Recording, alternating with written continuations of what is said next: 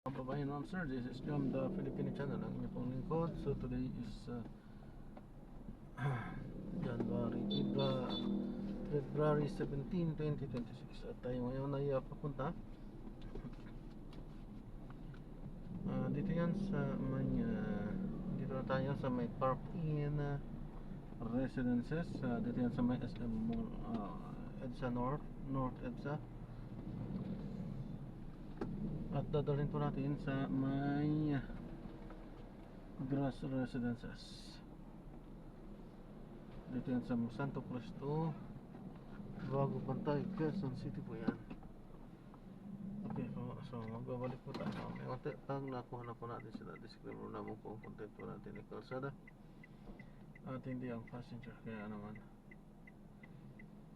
sakali man po, may marinig kayo mga pangalan ng lugar, pangalan ng tao, pangalan ng organizations, government or private man yan, ay wala pong kinalaman ng channel na ito. At wala pong pinapatungkulan. At po unang pinag-uusapan dito ay pawang dito lamang po yun sa loob. At wala pong pinapatungkulan sa labas. Ito po, magbabalik pa tayo mamaya unti pag nakuha na po natin sila. Henry Mart. Yan, na-drop na natin ulit sila dito yan sa may Grass Residences. Ayan. So maraming salamat po sa panonood. Hanggang sa muli po. Ingat at God bless. Paalam na lang po muna. Pansamantala tayo gagawa na ng ibang video sa ating susunod na video. Paalam po.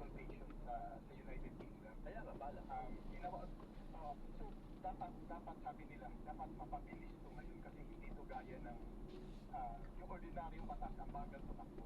So eto ngayon, mag-a-apply lang sila ng mga batas para mapabilis kasi nakita nila na kailangan na maiban ang mga batang nag-i-edad ng 16 pababa, gaya ng ginawa ng Australia. Oo, so kabayan sa atin. Alam mo, pwede din gawin sa atin ito. Ito nakikita natin yung effect ng social media. So hindi kasi ito limited to country lang. So global problem o global issue itong mga bagay na. Pero para naman sa akin, dapat lang gaya na ginawa ng proposal na dapat i-limit yung mga teachers na nakakahanin. Parang yung limit lang o rendahan ng konti o kumaan, salpan, ano ang itutulong mo?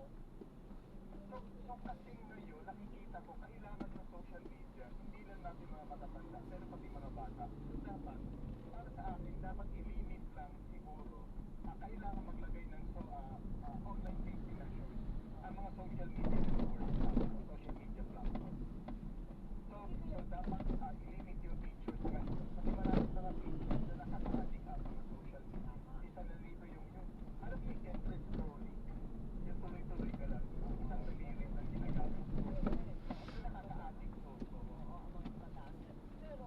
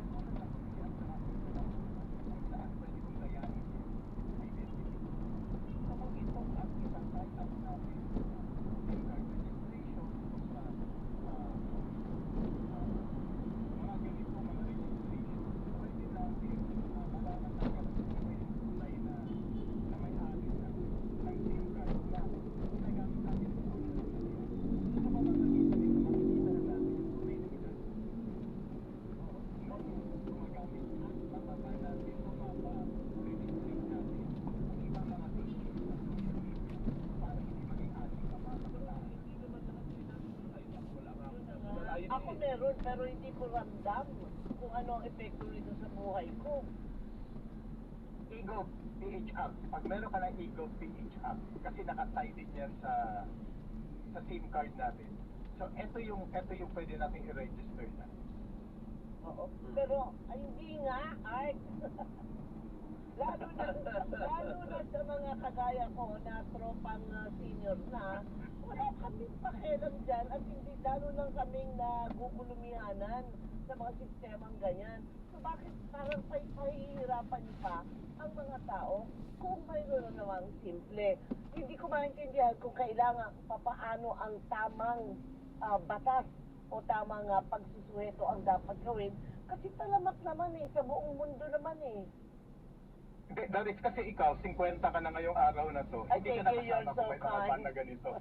Oo, hindi ka nakasama sa mga ganitong ban. Ang pinupropose So, maraming salamat po. gaya God ng ginawa bless. ng Paano po? Australia,